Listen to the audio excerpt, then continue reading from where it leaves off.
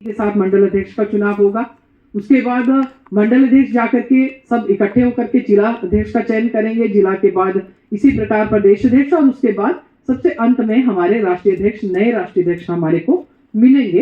तो ये हमारी एक इंटरनल सिस्टम है और हमारी एक लोकतांत्रिक प्रक्रिया है।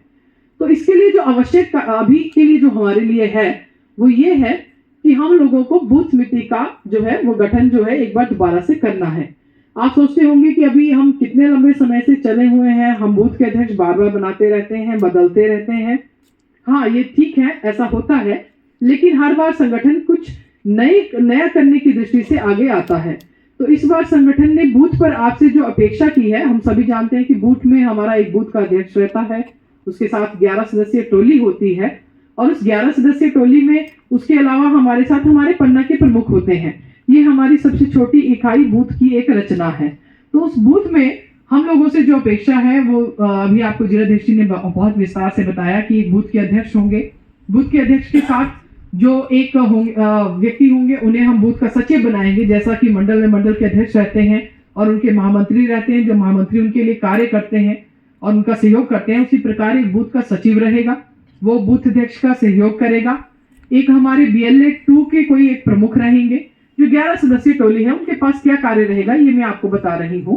उसके बाद वहां पर हमारा एक मन की बात का प्रमुख रहेगा। हम सभी जानते हैं कि हर माह के अंतिम रविवार को हम बूथ पर मन की बात सुनते हैं। तो उसके लिए हम हमेशा बूथ पर कॉल करके पूछते हैं, बूथ अध्यक्ष को पूछते हैं, लेकिन इस बार हम ये कार्य जो है इसका विभाजन कर रहे हैं। तो एक मन की बात का जो प्रमुख होगा, जब उसका नाम और फोन नंबर हमारे पास देती हूँ और आप सभी बधाई के पात्र हैं, एक बार अपने लिए तालियां बजा दीजिए। तो 24,824 की सदस्यता करते हुए आपने बहुत ही अच्छी छलांग लगाई है। इसमें आपसे अपेक्षा ये थी कि हर बूथ पर 200 सदस्य प्राथमिक कम से कम बनाए जाएं और मैं समझती हूँ कि जो सक्रिय सदस्यता की बात है तो उसमें जिन्होंने 200 सदस्य प्राथमिक अपने बूथ पर बनाए होंगे और जैसा कि आपको बताया कि 50 प्राथमिक सदस्यों पर एक सक्रिय कार्यकर्ता बनना है।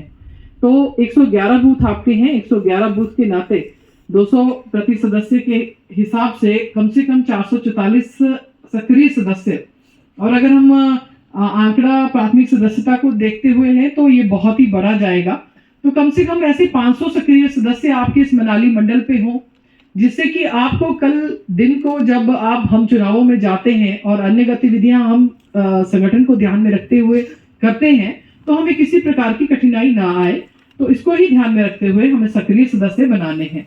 और उसमें भी एक बात जो है वो ये है कि मान लीजिए कि हमारे ऐसे वरिष्ठ कार्यकर्ता बहुत से होंगे बूथों पर, हम जानते हैं कि काफी हमारा ग्रामीण क्षेत्र भी है, जिन्होंने अपने आप आगे आकर के प्राथमिक सदस्यता नहीं की होगी, ना करवाई होगी।